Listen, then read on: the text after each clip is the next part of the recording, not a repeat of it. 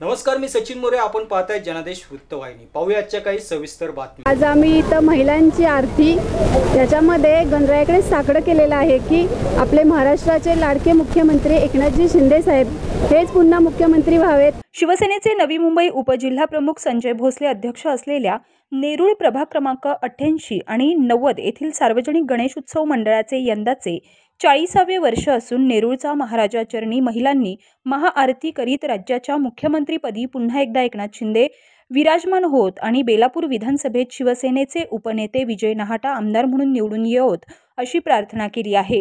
मुख्यमंत्री माझी लाडकी बहीण योजना असो वा महिला सक्षमीकरणासाठी मुख्यमंत्री एकनाथ शिंदे राबवत असलेल्या विविध योजनांचा लाभ राज्यातील महिलांना मिळत आहे. त्यामुळे या लाडक्या बहिणींनी एकत्रित येत नेरूळचा महाराजाची आरती करीत पुन्हा एकदा राज्याच्या मुख्यमंत्रीपदी एकनाथ शिंदे विराजमान होत आणि शिवसेना उपनेते विजय नाहटा आमदार म्हणून निवडून येवोत असे साकडे गणरायाला घातले आहे.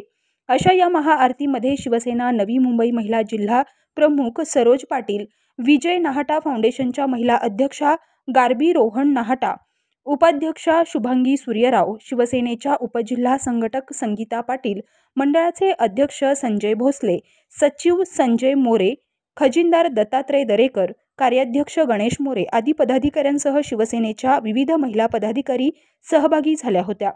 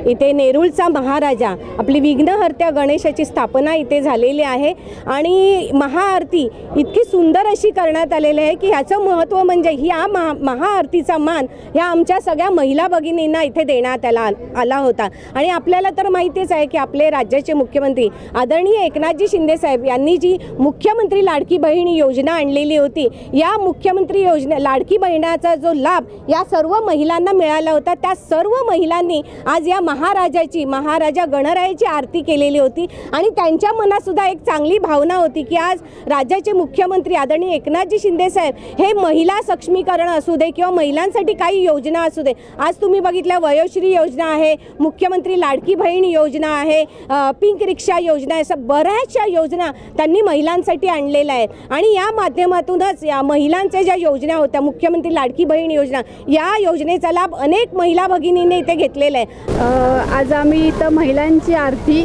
याच्यामध्ये गणरायाकडे साकडं केलेलं आहे की आपले महाराष्ट्राचे लाडके मुख्यमंत्री एकनाथजी शिंदे साहेब हेच पुन्हा मुख्यमंत्री व्हावेत आणि आपल्या या प्रभाग क्रमांक 88-90 मधील आपले संजय भोसले साहेब हे नगरसेवक व्हावेत, यासाठी आम्ही गणरायाच्या चरणी प्रार्थना केलेली आहे.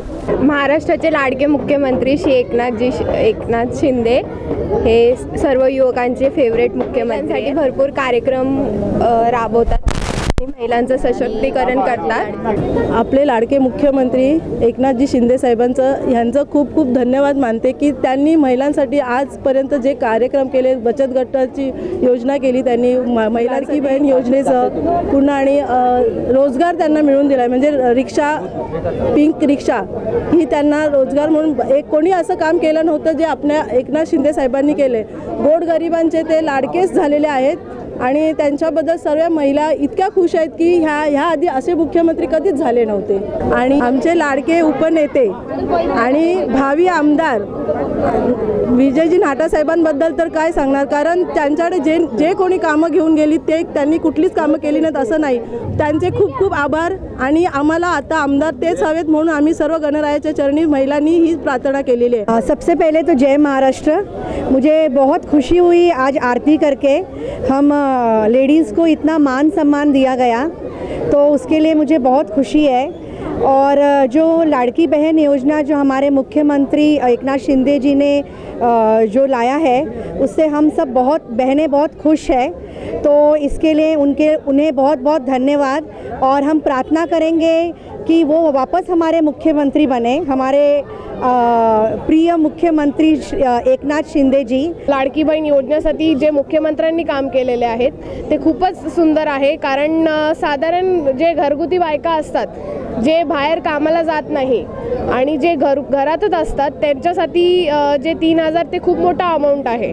आणि 3,000मध्ये ते आपलं घरातली काही गोष्टी त्यांच्यासाठी आवड म्हणून एक घेऊ शकतात आणि एक छोटंसं बिझनेससुद्धा सुरू करायची. त्यांनी हीच प्रार्थना आहे की मुख्यमंत्री म्हणून एकनाथ शिंदे साहेब परत येऊ द्या. आणि आपले जे विजय नाटा साहेब आहेत ते सुद्धा खूप चांगले काम करत आहेत, ते पण आपले आमदार होऊ दे. आपल्या राज्याचे जे लाडके मुख्यमंत्री आहेत श्री एकनाथजी शिंदे साहेब हे खरोखर खूप चांगलं कार्य करत आहेत. खूप महिलांचा आशीर्वाद त्यांना मिळत आहे आणि मिळत राहणार आहे. आणि पूर्ण सगळ्या महिलांचा आज जी महाआरती झालेली आहे त्या महाआरतीला गणराय नक्कीच आम्हाला फळ देणार आहेत की हे जे आपले शिंदे साहेब आहेत, एकनाथजी शिंदे, ते तर निवडून येऊन मुख्यमंत्री होणारच, पण संजय भोसले साहेब जे आहेत ते सुद्धा भरपूर आमच्या महिलांसाठी, आमच्या विभागासाठी खूप कार्य करत आहेत. ते सुद्धा नगरसेवक नक्की होणार आहे हे मला पूर्ण आशा आहे, गॅरंटी आहे. आणि गणपती रायाने आमची ही खरोखर कारण ऐकावं. धन्यवाद. सर्वांचे लाडके मुख्यमंत्री आहेत श्री एकनाथजी शिंदे यांनी खरंच खूप खूप छान काम केलेलं आहे महिलांसाठी. म्हणजे त्यांनी कधी हे घडलं नव्हतं, प्रथमच घडलं गेलेलं आहे की त्यांनी लाडकी बहीण योजना जी राबवली ती महिलाच्या प्रत्येक घराघरामध्ये जाऊन पोचलेली आहे महाराष्ट्रामध्ये.